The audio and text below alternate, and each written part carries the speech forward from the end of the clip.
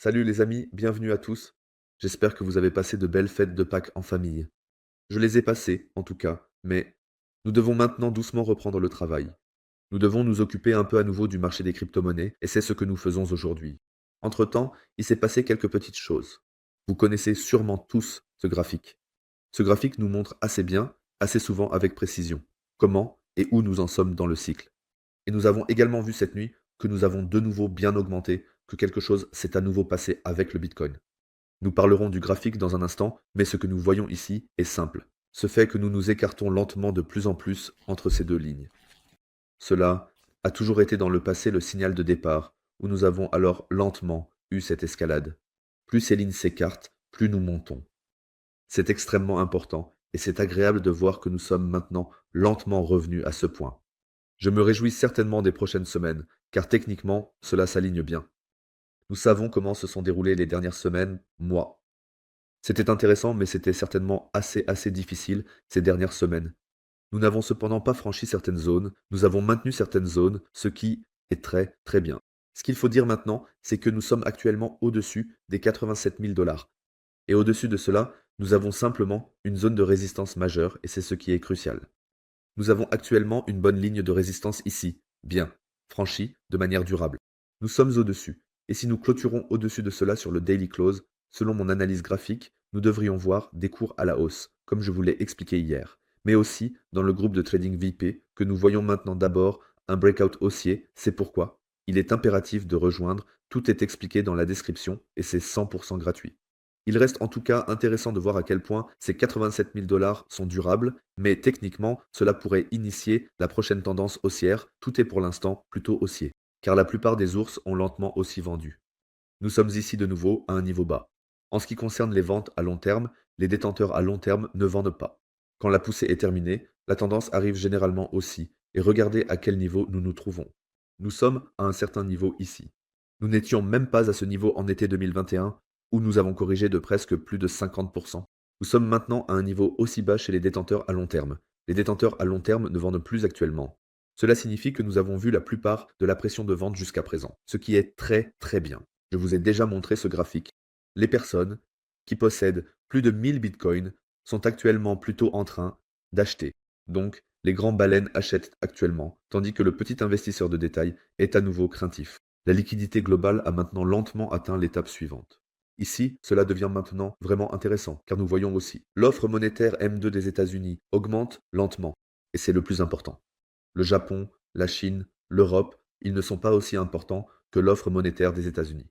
Mais c'est agréable de voir que cela augmente aussi lentement. Et vous savez tous ce qui se passe lorsque l'offre monétaire des États-Unis augmente. Regardez ça. Une augmentation, ici nous avions le bull run de 2017, ici une énorme augmentation. Ici, nous avions le bull run de 2021.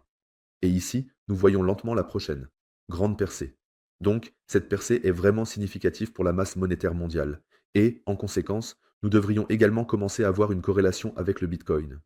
Avec le dollar américain, nous sommes tombés si bas que nous commençons lentement à entrer dans cette affinité pour le risque. Lentement, les gens deviennent de plus en plus enclins à prendre des risques et investissent de manière plus risquée. C'est pourquoi le Bitcoin a probablement déjà fortement augmenté à nouveau, car nous avons simplement trop chuté avec le dollar. Plus nous chutons ici, plus les gens sont enclins à prendre des risques, car ils fuient simplement le dollar. Vers d'autres actifs, plutôt vers des actifs qui sont plus rares, plus limités, comme l'or ou le Bitcoin. L'or est également actuellement à un niveau record, et c'est agréable de voir que le Bitcoin suit lentement. Cependant, il y a un danger aux États-Unis dont personne ne semble parler en ce moment. Il y a aussi la rumeur que Jérôme Powell quittera la Réserve fédérale ce mois-ci. Nous savons très bien que Donald Trump avait des problèmes avec la Fed et n'était certainement pas d'accord avec ce que fait la Fed. Cependant, si Trump devait le licencier, nous aurions ici un énorme tollé. Car s'il le licencie, nous n'aurions plus du tout confiance dans la politique monétaire des États-Unis. Et en fin de compte, c'est la politique monétaire des États-Unis qui fixe le rythme ici. Les États-Unis et le dollar américain, ce sont eux qui décident de notre avenir ici. Si nous n'avons plus confiance ici, les gens vont fuir. Et cela sera très douloureux pour les marchés à court terme. Nous avons besoin de confiance à court terme, mais aussi à long terme. C'est pourquoi ce ne serait pas si bien. Je sais, certains crypto-bros pensent que ce sera super et tout. S'il part, alors Trump va baisser les taux d'intérêt et imprimer de l'argent. Et des choses comme ça. Croyez-moi, cela ne fera que nous faire perdre confiance, car il y a d'innombrables exemples où cela se produit. Je pense que le meilleur exemple est, par exemple, la Turquie. Moi-même, j'ai souvent été en Turquie, et j'ai remarqué que l'euro était nettement plus stable par rapport à la livre turque. Regardez ça, en 2019, un dollar valait 5 livres turques. De nos jours, un dollar vaut presque 40 livres turques. Donc la Turquie a connu une énorme inflation ces dernières années et sa propre monnaie est devenue extrêmement faible. Et cela uniquement parce que le gouvernement a complètement lié la politique monétaire à lui-même. La politique monétaire n'est plus indépendante, elle est entièrement dirigée par le gouvernement. Et c'est une énorme erreur. Cela peut, à long terme, comme je l'ai dit, réduire complètement la confiance et causer de véritables dommages énormes à long terme. Parce que actuellement, la Réserve fédérale est encore indépendante de Trump. Peu importe ce que Trump décide, ils ne sont pas obligés de l'écouter. Ils veillent vraiment uniquement à ce que l'économie se porte bien, peu importe ce que Trump souhaite. Et c'est très important. C'est pourquoi nous avons ici de la confiance. Mais cette confiance s'érode un peu. Espérons simplement que Jerome Powell conserve son poste, sinon cela pourrait devenir dangereux. Parce que cette confiance diminue, nous voyons de plus en plus de gens se réfugier dans l'or. Nous atteignons chaque semaine de nouveaux sommets historiques avec l'or. Ce graphique est absolument fou. C'est insensé ce qui se passe vraiment ici. Mais cela est vraiment dû au fait que nous perdons de plus en plus confiance dans le dollar américain. Mais cela aussi aura une fin. Du moins, je suis optimiste à cet égard.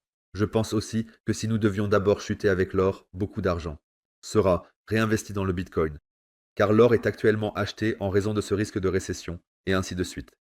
Si nous ne devions plus avoir ce risque de récession, beaucoup d'argent serait également réinvesti de là, et beaucoup ira dans le Bitcoin. Ici, avec le Bitcoin, c'est plutôt bien que nous reconquérions la moyenne mobile à 50 jours et que nous établissions à nouveau une résistance ici. Ce serait au moins à long terme très très haussier et en tout cas très bon, très très durable. Et ce sont simplement des choses importantes à prendre en compte.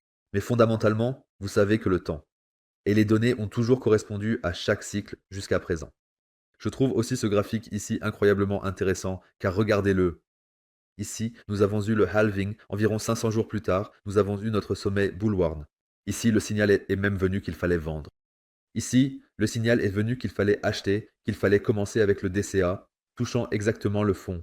Ici, le halving, ici notre sommet a été parfaitement décrit avec cet indicateur. Ici, il a été dit aussi, ici il faut vendre modérément tout. Ici en bas, il faut à nouveau pratiquer le DCA. Ici le halving. Ici notre sommet intermédiaire. Très intéressant de voir comment ces indicateurs fonctionnent désormais. Et on voit aussi simplement à quel point les indicateurs peuvent être précis. À long terme, nous avons encore quelques mois devant nous ici. Vous le voyez ici. Les mois verts, ils arrivent encore. Les mois verts devraient se concentrer sur septembre, novembre de cette année. C'est pourquoi je suis en tout cas confiant. Rien qu'en raison du fait que nous voyons maintenant une expansion monétaire vraiment forte. Je pense simplement que les prochaines semaines seront intéressantes. Il se passe beaucoup de choses à l'échelle mondiale. Je pense aussi qu'en termes de calendrier, les mois d'été, mai et autres, pourraient être un peu plus ennuyeux. Mais à court terme, notre creux pourrait être atteint pour l'instant. Nous pourrions d'abord voir des cours en hausse. Et vers la fin de cette année, je m'attends à une énorme vague en ce qui concerne le capital et ce genre de choses. Du moins, plusieurs indices le suggèrent déjà. J'espère que cette vidéo vous a plu. Si c'est le cas, n'hésitez pas à laisser un like et un commentaire. Et je dirai donc à la prochaine les amis. Ciao.